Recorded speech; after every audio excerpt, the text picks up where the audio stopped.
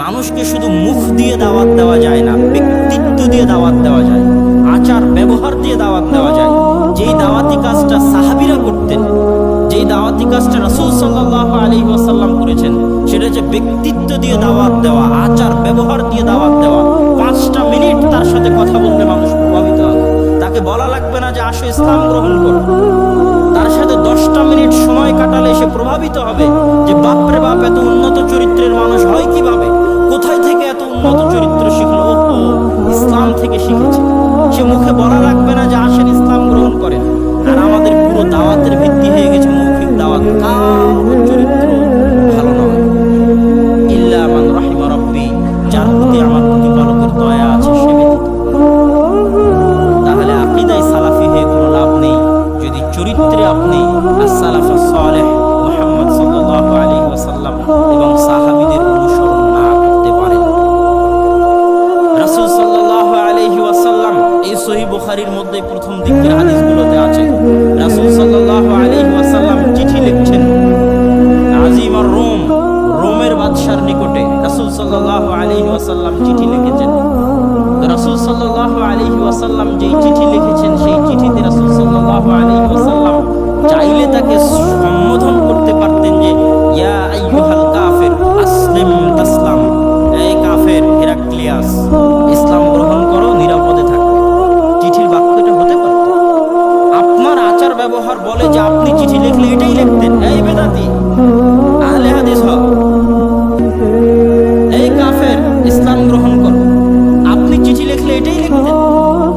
কিন্তু রাসূল সাল্লাল্লাহু আলাইহি ওয়াসাল্লাম একজন হেরাক্লিয়াস, একজন বাদশার নিকটে চিঠি লিখছেন যে কাফের, তাকে ইসলামের দাওয়াত দিচ্ছেন, কিন্তু সর্বোচ্চ সম্মান দিয়ে তাকে ডেকেছেন। আজিমার রোম, মহান রোমান সাম্রাজ্যের অধিকারী, আপনাকে আমি দাওয়াত দিচ্ছি, আসলিম, ইসলাম গ্রহণ করেন, তাসলাম, নিরাপদে থাকবেন। তাহলে একজন নবী একজন কাফেরকে দাওয়াত দিতে গিয়ে ভালো ব্যবহার করেছেন, আর আপনি একজন মুসলমানকে দাওয়াত দিতে গিয়ে ভালো ব্যবহার করতে পারছেন না। ফেসবুক খুললে দেখেন পড়া যায় না, কমেন্ট খুললে দেখেন পড়া যায় না। কিসের দাওয়াত দিবেন আপনি? এই দাওয়াতে বরকত হবে না। নেগেটিভ দাওয়াতে কোনো দিন বরকত হয় না।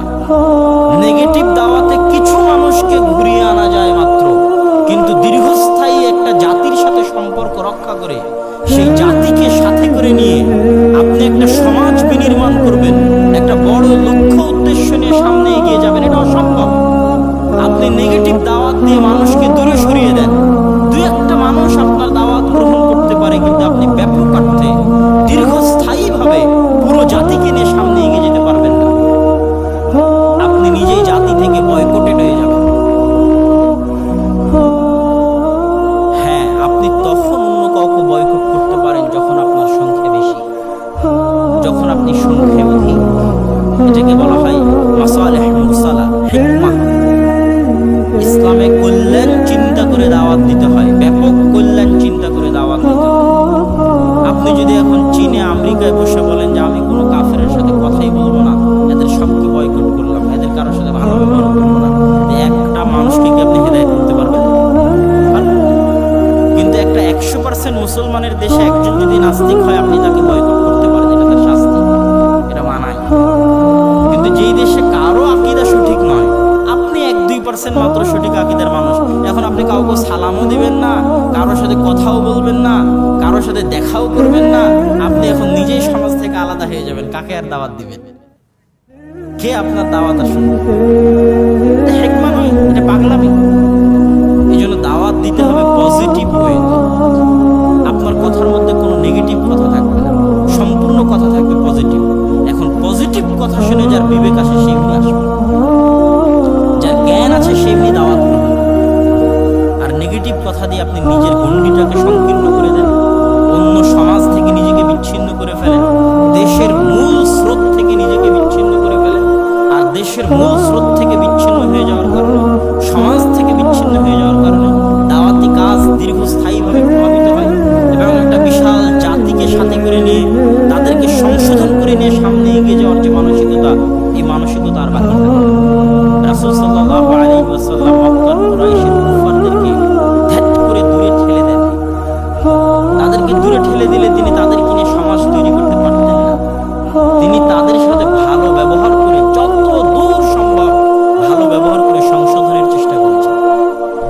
সংশোধনের চেষ্টার কারণেই তিনি তাদেরকে নিয়ে একটা সমাজ তৈরি করতে পেরেছেন, একটা দেশ, একটা জাতি গঠন করতে পেরেছেন। কিন্তু তিনি তাদেরকে যদি ধ্যাত করে দূরে সরিয়ে দিতেন, তাহলে তিনি জাতি থেকে বিচ্ছিন্ন হয়ে যেতেন, সমাজ থেকে বিচ্ছিন্ন হয়ে যেতেন। ইসলাম গালেব হতো না, কোনোদিন সামনে এগিয়ে যেতে পারত না।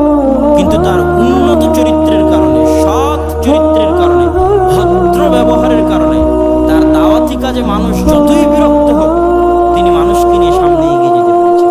কেন? তিনি কোনোদিন আবু সুফিয়ানের সাথে এমন ব্যবহার করেননি যে আবু সুফিয়ান ইসলাম গ্রহণ করলে মুহাম্মদ সাল্লাল্লাহু আলাইহি ওয়াসাল্লামের সাথে থাকতে আবু সুফিয়ান রাদিয়াল্লাহু তাআলা খারাপ লাগবে, এরকম কোনো ব্যবহার মুহাম্মদ সাল্লাল্লাহু আলাইহি ওয়াসাল্লাম করেন। ওমর রাদিয়াল্লাহু তাআলা কাফের থাকা অবস্থায় তার সাথে মুহাম্মদ সাল্লাল্লাহু আলাইহি ওয়াসাল্লামের এরকম কোনো ব্যবহার নাই, যেই ব্যবহার হলে ওমর রাদিয়াল্লাহু তাআলা ইসলাম গ্রহণ করার পর মুহাম্মদ সাল্লাল্লাহু আলাইহি ওয়াসাল্লামের সাথে থাকতে তার খারাপ লাগবে, অতীতের কোনো ব্যবহারের কথা মনে পড়ে। বরং ওমর রাদিয়াল্লাহু তাআলা এমন ব্যবহার করেছেন বা অন্যরাই এমন ব্যবহার করেছে, যেই ব্যবহারের কারণে তাদেরকে অনুতপ্ত হতে হয়েছে রাসূল সাল্লাল্লাহু আলাইহি ওয়াসাল্লামের সাথে। কিন্তু আল্লাহ রাসূল নিজে যদি তাদের সাথে খারাপ ব্যবহার করতেন, কোনোদিনই তাদেরকে সাথে করে নিয়ে সমাজ করতে। কিন্তু আমাদের দায়ীদের অবস্থা দেখেন, আমাদের অবস্থা দেখেন, আমরা কেউই এদেশের মানুষদের নিয়ে সমাজ করতে পারবো না। কেননা ওই অবস্থা, ওই পরিবেশ আমরা বাকি রাখিনি। আমরা সবাইকে দূরে সরে দিয়েছি খারাপ ব্যবহারের মাধ্যমে, খারাপ কথার মাধ্যমে। দাওয়াত দিতে হয় নত হয়ে, দাওয়াত দিতে হয় অনুরোধ করে, দাওয়াত দিতে হয় ভালোবাসা নিয়ে, দাওয়াত দিতে হয় আবেগ নিয়ে। আবেগ, ভালোবাসা, অনুরোধ, নত হয়ে দাওয়াত দিতে হয়, অহংকার নিয়ে নয়। আমার একজন মুসলমান ভাই জাহান্নামে চলে যাচ্ছে, এই কষ্ট আমার বুকে আছে, এই কষ্ট নিয়ে আমি তার হাত পা ধরে পড়ে যাচ্ছি যে ভাই আসো, আমি তোমাকে জান্নাতে নিয়ে যেতে চাই। তার হাত পা ধরে পড়ে গেছে, এর নাম দাওয়াত। আর যখনই আমার মধ্যে কাজ করছে, আরে আমি তো সহি আকীদার অধিকারী, তুই তো বাতিল, কাফের, বেদাতি, মুশরিক, তখন এটা দাওয়াত নয়। আর যখন পা ধরে পড়ে গেছি, ভাই প্লিজ ভাই, আমি আপনাকে ভালোবাসি, আমি চাই যে আপনি জান্নাতে আসেন, আপনাকে অনুরোধ করছি আপনি এই রাস্তায় আসেন, আপনি যে রাস্তায় আছেন সেটা ভুল রাস্তায়, সম্মানিত উপস্থিতি।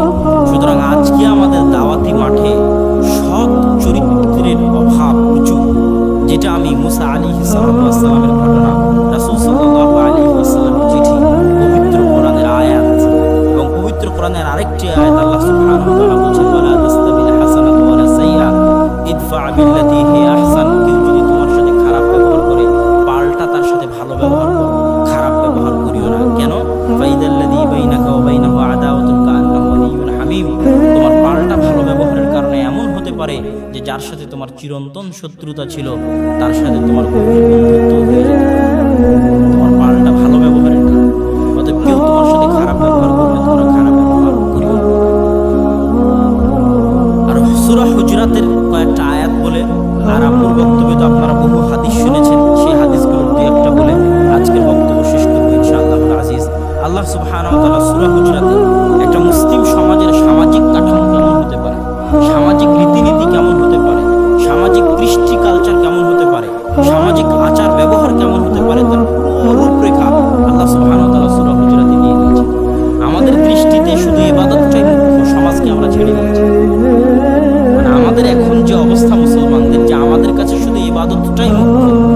মসজিদে আসলাম, মসজিদের হুকুম আহকাম কি, সালাতের হুকুম আহকাম কি, এতটুকুই মুখস্থ করলে যথেষ্ট।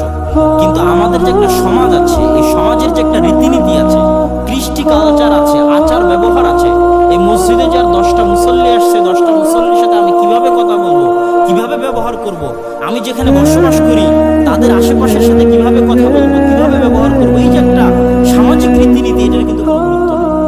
ইমাম বুখারী রাহিমাহুল্লাহ কিতাবুল আদাব আল মুফরাদ পড়ে দেখেন, আল আদাবুল মুফরাদে তিনি প্রত্যেক স্তরের সাথে কিভাবে ব্যবহার হবে তার জন্য আলাদা আলাদা অধ্যায় আছে। পিতার সাথে সৎ ব্যবহার, মাতার সাথে সৎ ব্যবহার, আত্মীয় স্বজনের সাথে সৎ ব্যবহার, প্রতিবেশীর সাথে সৎ ব্যবহার, সরকার দায়িত্বশীলের সাথে সৎ ব্যবহার, অধীনস্থ কর্মচারীর সাথে সৎ ব্যবহার, অফিসের সহকর্মীদের সাথে সৎ ব্যবহার,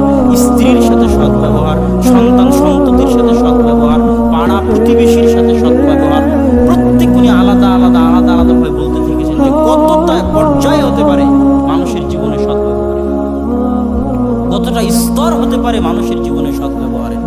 এই জন্য আপনাদের নিকটে অনুরোধ থাকবে যে সৎ ব্যবহার জানার জন্য, ইসলামের সামাজিক রীতিনীতি জানার জন্য, সামাজিক অবকাঠামো কেমন হতে পারে ইসলামের সেটা জানার জন্য প্রত্যেকের আল আদাবুল মুফরাদ ইমাম বুখারীর লেখা এই গ্রন্থটি পড়া উচিত। আর সূরা হুজরাত ব্যাখ্যা সহ পড়া উচিত। আমি সূরা হুজরাতের কয়েকটি আয়াত আপনাদের সামনে অনুবাদ করে শোনাব। আল্লাহ সুবহানাহু ওয়া তাআলা সূরা হুজরাতে বলেছেন, ইন্নামাল মুমিনুনা ইখওয়া, সকল মুসলমান পরস্পর পরস্পরের ভাই, প্রত্যেক মুমিন পরস্পর পরস্পরের ভাই। ফাআসলিহু বাইনা আখাওয়াইকুম, তোমরা তোমাদের ভাইদের মধ্যে যদি কোনো সমস্যা হয় সেটা সমাধান করে দাও, ইসলাহ করে দাও। ওয়াত্তাকুল্লাহ, আর তোমরা আল্লাহ সুবহানাহু ওয়া তাআলাকে ভয় করো। লাআল্লাকুম তুরহামুন, হতে পারে যে তোমরা দয়া প্রাপ্ত হবে। ইয়া আইয়ুহাল্লাযীনা আমানু, ও হে ঈমানদারগণ, লা ইয়াসখার কওমুন মিন কওমিন, তোমাদের কোনো এক দল যেন আর এক দলকে নিয়ে মজাক ঠাট্টা বিদ্রূপ না করে। আসা আইয়াকুনু খায়রাম মিনহুম, হতে পারে যেই দল আরেক দলকে নিয়ে ঠাট্টা বিদ্রূপ করছে, ওই ঠাট্টা বিদ্রূপকৃত, যার ঠাট্টা বিদ্রূপ করা হচ্ছে, ওই দলটাই উত্তম হতে পারে ঠাট্টা বিদ্রূপকারী দলের চেয়ে। হতে পারে, কেননা কার অন্তরে কি আছে, কে আল্লাহর নিকটে কতটা প্রিয়, এটা তো কেউ জানে না। এবং মানুষের মধ্যে যখন ইবাদত নিয়ে অহংকার আসে, তখন তার নিজেকে যতই ভালো মনে হোক, সে আল্লাহর নিকটে অনেক নিচু হয়ে যায়। এই জন্য ইবনুল কাইয়্যিম রাহিমাহুল্লাহ তার বইয়ের মধ্যে লিখছেন, দাওয়াত দাওয়া, এই বইয়ের মধ্যে যে কত পাপী মুমিন আছে যে তার পাপের কারণে জান্নাতে চলে যাবে, আর কত ইবাদত গুজার মুমিন আছে যে তার ইবাদতের কারণে জাহান্নামে চলে যাবে। ইবনুল কাইয়্যিম রাহিমাহুল্লাহ লিখছেন, এবং এটা সত্য, বাস্তব। কত পাপী মুমিন আছে তার পাপের কারণে জান্নাতে যাবে। কেন? পাপ করার কারণে আল্লাহর সামনে তার নিজেকে এত নিচু, এত ছোট, এত হীন মনে হয় যে আল্লাহর দরবারে ছোট হয়ে কাঁদতে কাঁদতে কাঁদতে কাঁদতে তার ক্রন্দনটা আল্লাহর নিকটে এত প্রিয় হয় যে ওই পাপের ফলে যে কাঁদতেছে আল্লাহর নিকটে নত হয়ে, এই নত হওয়া আল্লাহর নিকটে এত প্রিয় হয়ে যায় যে আল্লাহ সুবহানাহু ওয়া তাআলা তার পাপকে ক্ষমা করে, তার পাপকে নেকিতে পরিণত করে জান্নাতে নিয়ে দেন।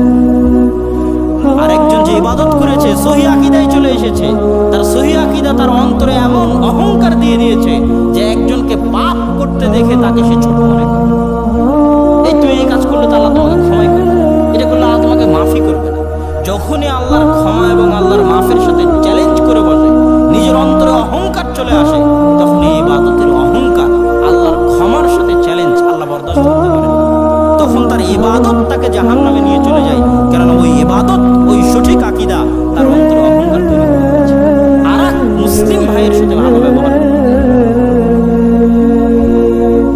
সুতরাং এটা থেকে আমাদেরকে সাবধান থাকতে হবে। আল্লাহ সুবহানাহু ওয়া তাআলা পরের আয়াতে বলছেন, ওয়ালা নিসাউম মিন নিসাইন, আর কোন মহিলাদের দল যেন আর এক মহিলাদের দলকে নিয়ে ঠাট্টা বিদ্রূপ না করে। আসা আইয়াকুন্না খায়রাম মিনহুন্না, হতে পারে যারা ঠাট্টা করছে তাদের চাইতে তারা যাদেরকে নিয়ে ঠাট্টা করছে তারা বেশি উত্তম। ওয়ালা তালমিজু আনফুসাকুম ওয়ালা তানাবাজু বিল আলকাব, তোমরা পরস্পর পরস্পরকে খারাপ সম্বোধন দিয়ে ডাকিও না। একজন আরেকজনকে ঠাট্টা বিদ্রূপ করে, নাম পরিবর্তন করে, হাসি মজাক করে নাম পরিবর্তন করে ডাকিও না। ওয়ামান লাম ইয়াতুব ফাউলাইকা হুমুয যালিমুন, আর যারা এই কাজগুলো থেকে তওবা করবে না তারাই হচ্ছে জালিম। ইয়া আইয়ুহাল্লাযীনা আমানু, হে ঈমানদারগণ, ইজতানিবু কাসীরাম মিনাদ-দন, তোমরা অতিরিক্ত ধারণা করা থেকে বেঁচে থাকো। ইন্না বা'দাদ-দন্নি ইসমুন, নিশ্চয় অনেক ধারণা পাপ হয়ে থাকে। ওয়ালা তাজাসসু, আর তোমরা গোয়েন্দাগিরি করিও না। কারো মোবাইল হাতে নিয়ে তার চ্যাট চেক করার চেষ্টা করা, কারো পিছনে লেগে থাকা, কারো পিছনে গোয়েন্দাগিরি করা, কারো দোষ ত্রুটি খুঁজে বের করা, অনুসন্ধান করা, এটা করিও না। তুমি যদি কারো দোষ ত্রুটি খুঁজে বের করতে চাও, তাহলে আল্লাহ সুবহানাহু ওয়া তাআলা তোমার দোষ ত্রুটি খুঁজে বের করার পিছনে লেগে যাবেন। তুমি কারো দোষ ত্রুটি খুঁজে বের করে তাকে অপমান করতে চাইলে আল্লাহ তোমার দোষ ত্রুটি খুঁজে বের করে তোমাকে অপমান করবেন। এটাই আল্লাহর নিয়ম, পৃথিবী পরিচালনা আল্লাহর মনে। আর তুমি কোনো মুসলিমের দোষ ত্রুটি ঢেকে রাখলে আল্লাহ কিয়ামতের দিন তোমার দোষ ত্রুটি ঢেকে রাখবেন। ওয়ালা ইয়াগতাব বা'দুকুম বা'দা, আর তোমাদের কেউ যেন পরস্পর পরস্পরের গীবত না করে। আইয়ুহিব্বু আহাদুকুম আইয়াকুলা লাহমা আখিহি মাইতা, তোমাদের মধ্যে কেউ কি চায় তার মৃত ভাইয়ের গোশত ভক্ষণ করতে? ফাকারিতুমু, অবশ্যই তোমরা মৃত ভাইয়ের গোশত ভক্ষণ করে অপছন্দ করবে। তোমার মরা ভাইয়ের গোশত তোমার নিকটে যত অপছন্দ, গীবত তার চেয়ে বেশি অপছন্দ, গীবত তার চেয়ে বেশি ঘৃণিত। রাসূল সাল্লাল্লাহু আলাইহি ওয়াসাল্লাম, তাদরুনা আল গীবা, সাহাবীরা তোমরা কি জানো গীবত কি? তখন সাহাবীগণ আল্লাহ রাসূলকে